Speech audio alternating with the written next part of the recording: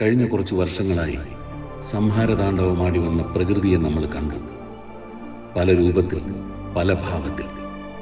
അതൊന്നും തടയാനോ തടുക്കാനോ കഴിഞ്ഞില്ലെങ്കിലും അതിനിരയായവരെ സഹായിക്കാനും സാന്ത്വനിപ്പിക്കാനും നമ്മൾ ഒരുമിച്ചിറങ്ങി.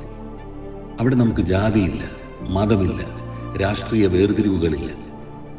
ഓർത്തു നോക്കൂ, ഒന്നുറങ്ങി ഉണരുന്നതിന് മുമ്പ് ഭൂമിയിൽ നിന്ന് തുടച്ചു നീക്കപ്പെട്ട ഒരു ഗ്രാമം, വേരറുത്തുപോയ നിരവധി കുടുംബങ്ങൾ, എവിടെയെന്ന് പോലും കണ്ടെത്താനാവാതെ മൺമറഞ്ഞു പോയവർ, ഉറ്റവരും ഉടയവരും നഷ്ടപ്പെട്ട് വാവിട്ട് കേഴുന്നവർ, നാളെ എന്തെന്ന് ചിന്തിക്കാൻ പോലും ശക്തി നഷ്ടപ്പെട്ടവർ. സഹായിക്കണ്ടേ നമുക്കവരെ? വേണം.